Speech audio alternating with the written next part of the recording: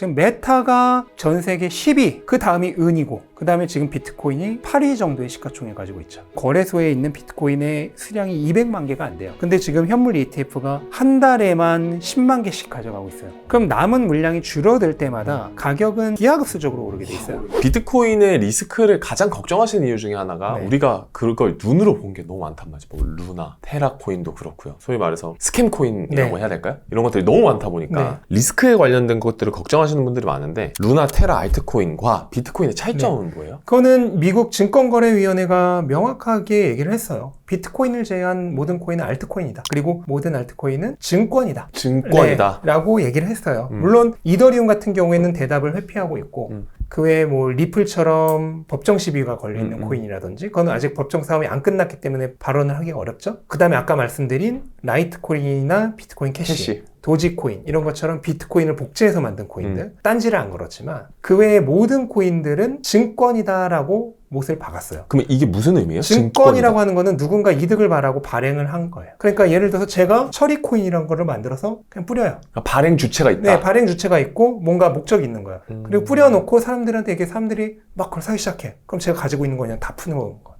그리고 돈만 갖고 나르는 거죠. 소위 말해서 우리가 요즘 가장 핫하게 떠오르는 스캠코인처럼. 그쵸. 그게 다 그런 방식이에요. 뭔가 트위터나 이런 걸 통해서 인기몰이를 해요. 그 다음에 사람들 입에 오르내리게 하고 그 다음에 사람들에게 공짜로도 좀 나눠줘요. 그렇게 하면 막 사람들이 관심을 가지고 사겠죠. 그럼 가격이 오르겠죠. 가격이 올랐을 때 자기가 가진 코인을 다 던지고 돈만 갖고 튀는 거죠. 그게 이제 스캠 코인이에요. 근데 뭐 이제 그게 그 정도로까지 심하지 않은 코인들도 많고 그 다음에 발행 주체가 있지만 그 발행 주체가 정말 건전한 생각으로 일종의 사업이라는 생각으로 이걸 사업 자금을 얻는다. 그래서 그 사업 자금 얻은 걸로 사업을 해서 그만큼 사람들에게 편의성을 제공하고 가치를 전달해 주겠다. 이런 생각으로 움직이는 코인들도 많죠. 하지만 그런 코인들이 막 100개 중에 한 10개가 있다면 90개는 그 돈을 노리고 사기성으로 투자를 유도하는 그런 코인들이 더 많은 것도 사실이죠. 결국에 맨 처음 했던 얘기로 돌아가는 것 같은데 비트코인의 안전성은 발행 주체가 없음으로써 그렇죠. 완성이 되는 거군요. 증권이 아니다라고 명확하게 얘기한 건 비트코인 유일이에요. 유일하게? 네. 미국 증권거래위원회가 증권이 아니라고 했어요. 그 얘기는 그 어느 누구도 이득을 바라면서 발행을 한 발행 주체가 없다는 얘기예요. 오로지 수요와 공급에 그렇죠. 의해서 가격이 결정되는 자산일 뿐이다. 다른 모든 코인들이 회사라고 생각을 하시면 돼요. 그 회사의 운영진이 있고요. 이더리움 같은 것도 이더리움 재단이라고 해서 일종의 운영 주체가 있어요.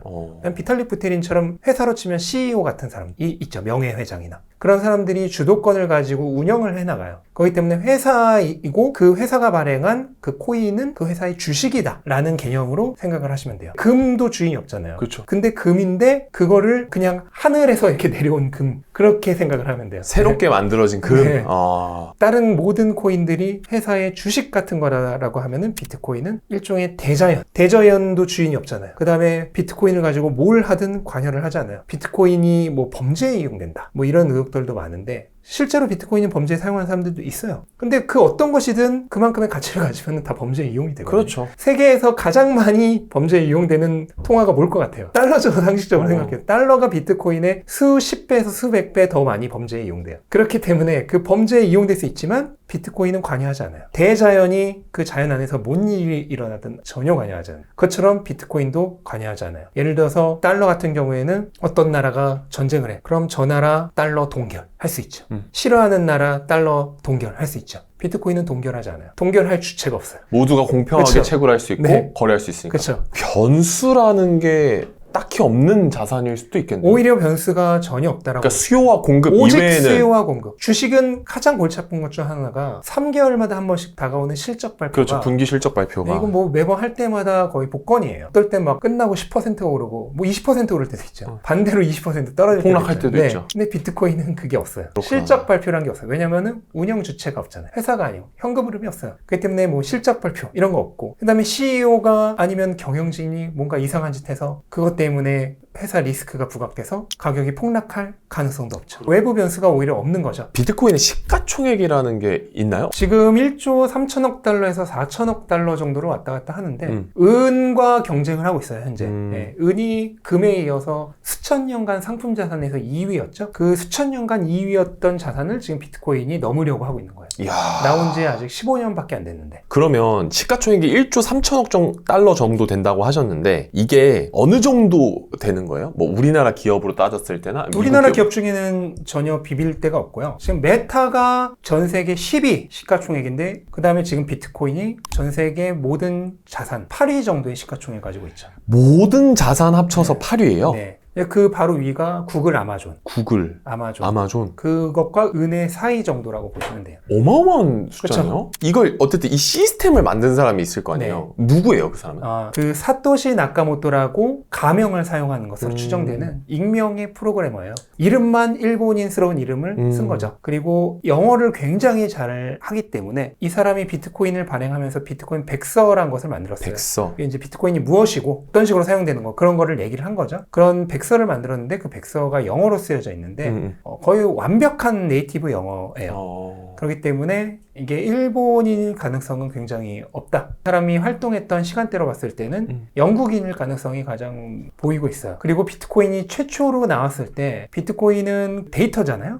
데이터 안에 텍스트를 새겨넣는 게 가능해요. 첫 번째 비트코인이 만들어졌을 때 넣었던 텍스트가 뭐냐면 영국의 재무장관이 두 번째 구제금융을 준비하고 있다. 라는 거예요. 이게 뭐냐면 더 타임즈의 일명 기사의 머리 기사인데 2008년에 리먼 브라더스 사태가 일어나고 전 세계 은행들이 탐욕에 의해서 돈을 빌려줘서는 안 되는 사람들에게도 돈을 빌려줬죠. 그리고 그 사람들이 돈을 못 갚으니까 연쇄 파산하게 되죠. 그걸 막기 위해서 전 세계 중앙은행들이 정부들이 돈을 찍어내고 또 국민들의 세금으로 만들어낸 그 자금으로 구제금융을 해줬어요. 그 구제금융을 마음대로 돈을 찍어내서 국민들의 돈이라고도 할 수 있는 것을 탐욕을 부린 은행들에게 마음껏 돈을 찍어내서 구제금융을 주는 것을 비판하는 거예요. 근데 그게 굳이 영국의 더 타임즈의 기사를 쓸 필요가 없죠. 영국인이 아니면. 그래서 활동 시간대, 그 다음에 그 백서가도 약간 영국식 연어, 그 다음에 그 더 타임즈 기사를 인용한 것 등등을 모두 포함해서 영국인일 것이다 라고 추정을 하고 있죠. 이 사토시 나카모토라는 사람과 초창기 개발에 참여했던 그런 프로그래머들, 그 다음 초창기 채굴자들, 채굴한 양이 대략 100만 개 이상이 될 것으로 예상이 돼요. 100만 개? 네, 사토시도 아마도 100만 개 이상 100만 개 가지고 이상. 있을 것이다. 그러니까 사람이라고 쳤을 때 한 사람이 100만 개 이상 갖고 있는 거네요? 그러면 이거를 갑자기 팔아버릴 가능성도 있나요? 지금 10년째 이 사토시가 채굴했던 비트코인이 있는 지갑은 전혀 이동이 없어요. 아, 그 사토시가 가지고 있는 지갑을 알 수 있어요? 모두가 공개가 되지는 않았고 이제 많이 들어가 있는 지갑 같은 것은 공개가 돼 있는데 2014년 이후로 한 번도 어떤 출금도 없어요. 입금은 가능해요. 왜냐면 사람들이 그냥 보내거든요. 거기다 기부하듯이. 아, 비트코인을? 오. 입금은 가능한데 출금은 10년째 한 번도 이루어지지 않고 있어요. 작가님이 생각하시기에 좀 정리 차원에서 비트코인 가격이 오를 것 같다라고 보시는 이유를 한 3-4가지 정도로 순위를 매겨서 얘기해 주실 수 있을까요? 비트코인이 가격이 계속 오르고 크게 오르는 이유는 그냥 한 가지밖에 없어요. 한 개예요, 그냥? 네, 수요가 공급을 지속적으로 초과하기 때문이에요. 근데 비트코인은 제가 처음에도 말씀드렸지만 4년마다 한 번씩 공급량이 절반으로 줄어든다고 했잖아요. 그러면 어떻게 되냐면 최초에는 공급이 많아요. 그러다가 이런 식으로 지수함수적으로 역기하급수적으로 이렇게 공급량이 줄어들어요. 반면 수요는 우리가 인터넷도 그렇고 스마트폰도 그렇고 모든 것의 채택 곡선이라고 하는 거는 S자 형태를 따라요. 초반에 얼리 어답터들만 사용해요. 그러다가 많은 사람들이 사용하기 시작하면서 본격적으로 채택이 진행되면 갑자기 수많은 사람들이 올라가죠. 네. 이런 식으로 기하급수적으로 증가하는 형태를 가지는데 비트코인의 공급은 그거에 정반대예요. 처음에 많았다가 급격하게 떨어져서 지금 이미 전체 채굴량의 90% 이상이 채굴이 됐죠. 92% 정도가 채굴이 됐죠. 그러면서 남은 채굴량은 이렇게 되는 거야. 그래서 공급은 이렇게 역으로 줄어들고 근데 지금 비트코인은 현물 ETF 때문에 수요가 이렇게 폭증하는 단계에 있어요. 그렇게 되면은 이 수요와 공급의 차이가 점점 더 심해지겠죠. 그렇게 되면은 수요가 급증하기 때문에 남은 비트코인의 물량은 더 빠르게 줄어들어요. 지금 비트코인을 거래 가능한 거래소에 있는 비트코인의 수량이 200만 개가 안 돼요. 근데 지금 현물 ETF가 한 달에만 10만 개씩 가져가고 있어요. 한 달에 10만 개? 네. 200만 개인데 한 달에 네. 10만 개요? 그러면 곱하기 12 하면 1년만 해도 120만 개잖아요. 그러면 지금 전 세계 거래소에 있는 비트코인의 절반 이상을 올해 안에 다 가져갈 수도 있다는 거예요. 그럼 남은 물량이 줄어들 때마다 가격은 이렇게 선형적으로 오르는 게 아니라 기하급수적으로 오르게 확 됐어요. 오르겠죠? 네, 그런 현상이 이미 발생을 어느 정도 하고 있는 거다라고 보시면 돼요. 현물 ETF라는 게 정확하게 무슨 개념인지가 인지가 잘 안 돼서 네. 현물 ETF는 간단하게 뭐예요? 현물 ETF라고 하는 것은 예를 들어서 우리가 나스닥의 ETF를 샀다 그러면은 자산 운용사에서 우리가 산 만큼 나스닥의 여러 기업들을 조금씩 사요. 사주죠. 네. 네. 그거랑 똑같이 이 현물 ETF는 우리가 ETF를 사면은 이 자산 운용사들이 비트코인 현물을 사는 거예요. 운용사들이 비트코인 현물을 가지고 있고 얘에 대한 권리증을 파는 거라고 할 수 있죠. 전 세계의 수많은 기관들, 그다음에 기업들, 그 외에 뭐 연금, 그런 기금 이런 데들이 모두 비트코인에 투자를 하고 싶어도 그동안은 투자를 할 수 없었죠. 근데 이제는 그냥 주식 앱에서 주식처럼 비트코인을 살 수 있게 됩니다. 합법적으로 네. 살 수 있으니까. 거기서 사면은 ETF를 판매하는 자산 운용사가 대리로 대신해서 그만큼의 비트코인을 사주는 거죠. 수요와 공급 얘기를 다 해도 결국에 비트코인은 실체가 없고 나쁜 거고 범죄에 쓰이고 이거는 가치가 없는 빈 껍데기고 이렇게 생각하시는 분들이 많고, 작가님이 좀 기분 나쁘실 수 있는 얘기기도 하지만 뭐 댓글에 가장 많이 달리는 얘기가 야 저런 거는 책 파는 사람이 돈 제일 많이 버는 거야 라는 얘기 진짜 많이 하잖아요. 네. 근데 이 책이 나왔습니다. 신민주 작가님의 비트코인 슈퍼사이클이라는 요 책이 나왔는데 네. 이 책을 쓰신 계기가 있을까 저는 그게 궁금하거든요. 지금 서점에 비트코인 책이 그치, 어느 정도 있어요. 네. 있는데 대부분이 뭐 비트코인이 무엇인지 설명하는 비트코인에 대한 정의. 그쵸. 어. 그런 책이고 그런 책도 당연히 있어야 되죠. 음. 있는데 제가 굳이 이미 수없이 있는 그런 책을 또 쓸 필요는 없고